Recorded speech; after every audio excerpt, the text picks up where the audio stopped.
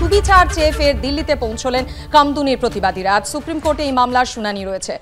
এই বিষয় নিয়ে আরো বিস্তারিত জানতে সরাসরি কথা বলে নেব। আমাদের সঙ্গে রয়েছেন প্রতিনিধি ব্রতদীপ ভট্টাচার্য। ব্রতদীপ, সুবিচারের আশায় ইতিমধ্যে দিল্লিতে পৌঁছে গিয়েছেন কামদুনির প্রতিবাদীরা, তুমি তাদের সঙ্গে রয়েছো। কখন শুরু হবে এই শুনানি এবং শুনানির আগে কি বলছেন তারা?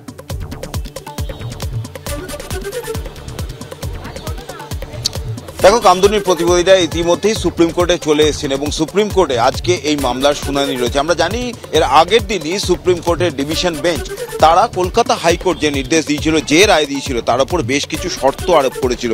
অন্তর্বর্তী একটা নির্দেশ দিয়ে শর্ত আরোপ করে তারা, এবং আজকে তারপর শুনানি। এখন তারা কামদুনির যারা প্রতিবাদী এবং নির্যাতিতার পরিবারের লোকেরা তারা আশা করছেন যে আজকে অন্তত ইতিবাচক কোনো ইঙ্গিত তারা সুপ্রিম কোর্ট থেকে পাবেন। মৌসুমী কয়াল রয়েছেন এবং একই সঙ্গে কামদুনির মাস্টারমশাই রয়েছেন, তাদের সঙ্গে একটু কথা বলবো যে আজকে কি আশা করছেন, কিছু আশার আলো আছে?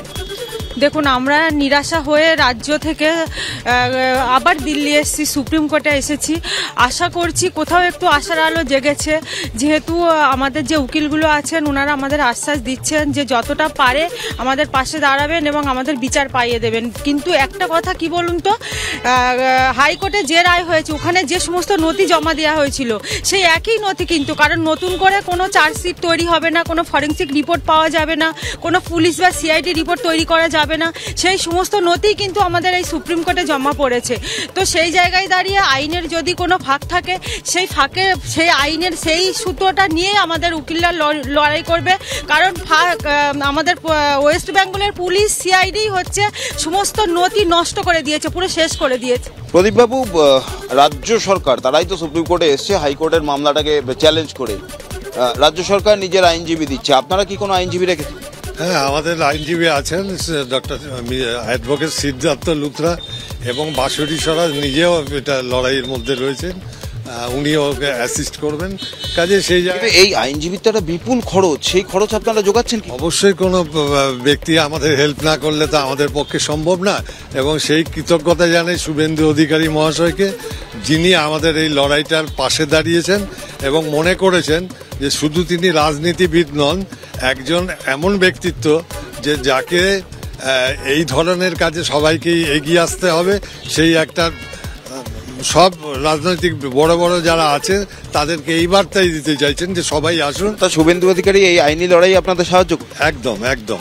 নির্যাতিতার পরিবারের লোকেরাও রয়েছে, একটু জানতে চাইবো সন্দীপ, হাইকোর্টের এই রায়, তারপর রাজ্য সরকারের তরফ থেকে তোমাদের সঙ্গে কোনোভাবে যোগাযোগ করা হয়েছে, কোনো সাহায্য বা কিছু আশ্বাস বার্তা এসছে?